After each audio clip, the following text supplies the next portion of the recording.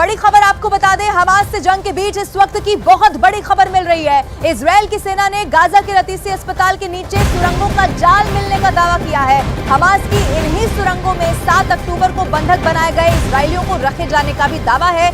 Israel की सेना को अस्पताल के नीचे बनी सुरंग से हथियारों का भी जखीरा मिला है। इजरायल की सेना को सुरंग के अंदर बंधकों का काफी सामान भी बरामद किया गया है। ऐसे में दावा किया जा रहा है कि 7 अक्टूबर यानी कि वो दिन जब हमास की तरफ से पहला अटैक किया गया था, ऐसे में बड़ी तादाद में वो लोग थे जिन्हें बंधक बनाया गया और उन बंधकों को, उन लोगों को यहीं पर रखा गया है। ये बहुत बड़ा दावा इस वक्त किया जा रहा है।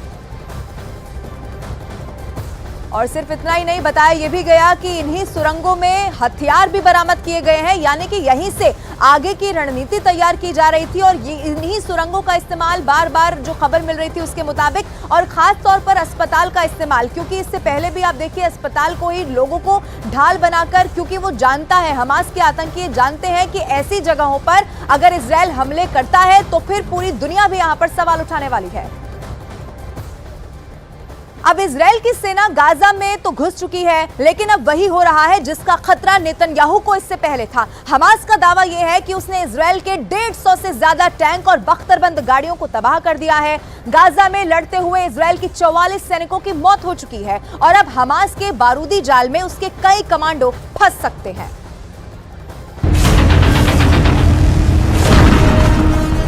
गाजा में इजरायल का मरकाबा टैंक घूम रहा है, जैसे किसी जंगल में शेर घूमता है, आजादी से, पूरे दबदबे से, और जहां चाहे किसी का भी शिकार करता है। मरकाबा टैंक गाजा के खंडहरों के बीच एक एक कोने को तलाश रहा है।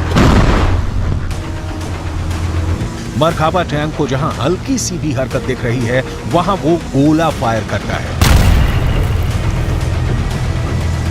इजरायल की ये बख्तरबंद वाली पावर रात में भी हमास पर नजर रख रही है।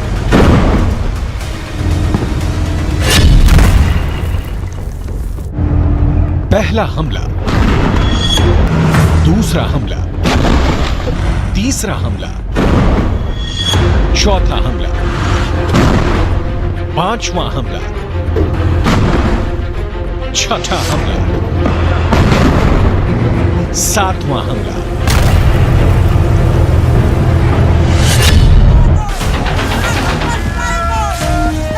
1 मिनट 3 सेकंड का ये वीडियो गाजा के उस जमीन से आया है जहां इजरायल का कब्जा हो चुका है। इजरायल ये बताना चाहता है कि उसका मरकाबा टैंक अभी जिंदा है।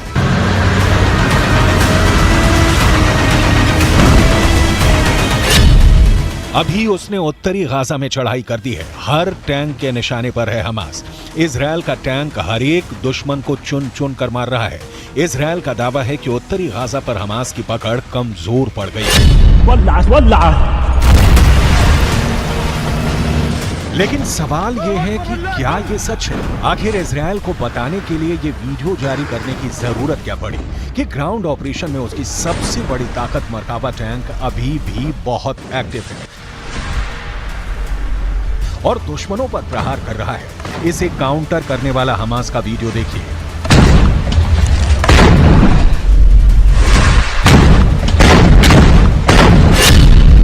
खंडहर बन चुके गाजा की एक इमारत से दिखाई देता है इजरायल का मरकाबा टैंक। हमास मोर्चा संभालता है और फिर छुप कर फायर करता है यासीन रॉकेट।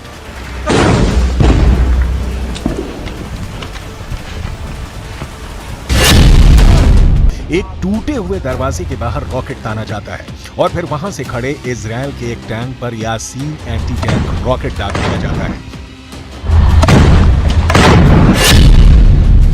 तीसरा हमला भी आड़ से किया जाता है। टारगेट पर इजरायल का टैंक है और हमला भी यासीन रॉकेट से किया जाता है। हमास का यह रॉकेट पूरी दुनिया में चर्चा का मुद्दा बन गया है।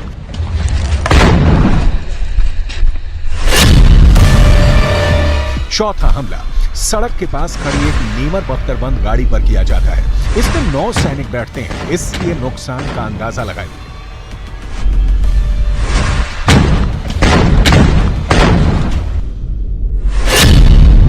पांचवें हमले के लिए हमास का एंटी टैंक दस्ता फिर गली में आता है। इसके गली के एक मुहाने पर खड़े इजरायल के मरकाबा टैंक को यासीन रॉकेट से टारगेट किया जाता है।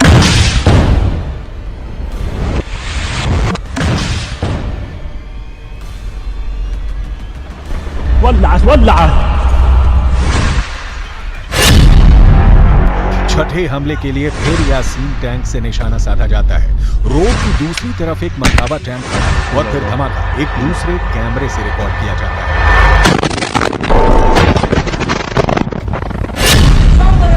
सातवां अटैक बहुत ही खतरनाक है। हमास का एंटी टैंक दस्ता फिर से नेमर बख्तरबंद गाड़ी से टारगेट करता है। दूरी सिर्फ 20 से 25 मीटर।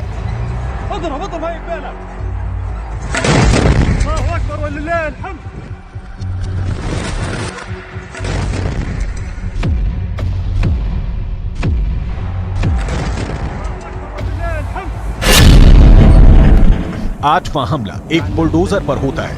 ये है इजराइल का बख्तरबंद बुलडोजर D9। हमास इस पर रॉकेट से वार नहीं करता, बस इस पर पेट्रोल डालकर आग लगा देता है।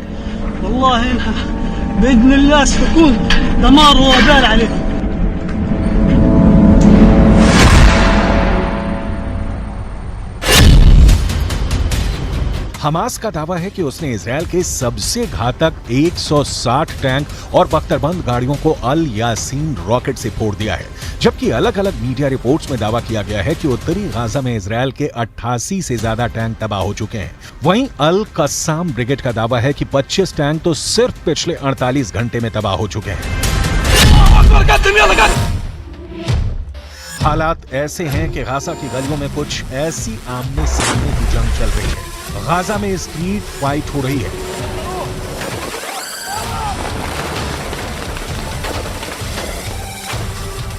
गाजा के अंदर तक घुसी इजराइल की सेना ऐसे निशाने पर आ रही है।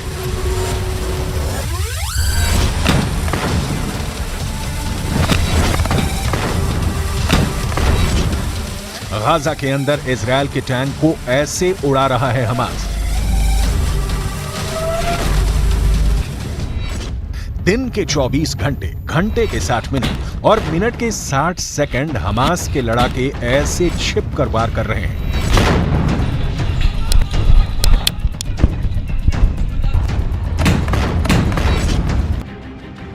इन सब हमलों में हमास का यासीन रॉकेट इजराइल के लिए बहुत बड़ा खलनायक बनकर उभरा है। यासीन रॉकेट कैसा होता है, इसे समझने की कोशिश करते हैं। ये रॉकेट एक तरह से आरपीजी यानी रॉकेट प्रोपेल्ड ग्रेनेड का ज्यादा खतरनाक वर्जन है, जो रूस के PG-7VR की नकल कहा जा सकता है। इस रॉकेट में 2 स्टेज वॉरहेड लगे हैं, यानी इसमें 2 जगह विस्फोटक होते हैं, जिसे टैंडम वर्जन कहा जाता है। यानी एक विस्फोटक आगे होता है, जबकि पीछे की तरह 105 मिलीमीटर में बड़ा विस्फोटक होता है। टैंक में एक्सप्लोसिव रिएक्टिव आर्मर कवच को पहला विस्फोटक भेद देता है, जिसके बाद 105 मिलीमीटर वाला वॉरहेड बड़ा ब्लास्ट करता है और ये किसी भी टैंक के बख्तर को भेद सकता है। एक बार ये वॉरहेड टैंक में घुसता है तो समझ लीजिए अंदर जो भी होगा वो जल जाएगा, उसके बचने की कोई उम्मीद नहीं होती। इसी रॉकेट से 7 अक्टूबर को हमास ने इजराइल के टैंक पर हमला किया था। हमास के नए नए वीडियो आ रहे हैं जिसमें गली मोहल्लों से युद्ध दिखाया जा रहा है। हर जगह यासीन रॉकेट ही हमास का सबसे सटीक हथियार साबित हो रहा है।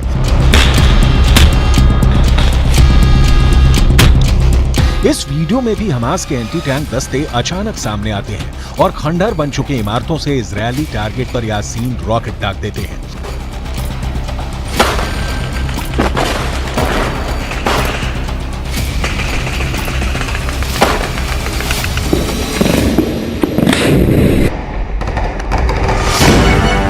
इस रॉकेट को हमास ने अब अपनी जरूरत के मुताबिक तैयार कर लिया है और वो इजराइल के टैंकों और बख्तरबंद गाड़ियों पर इससे हमला कर रहा है।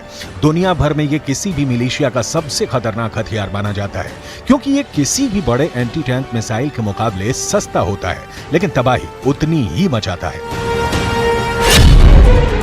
यासीन रॉकेट का नाम हमास को कायम करने वाले शेख अहमद यासीन के नाम पर रखा गया है।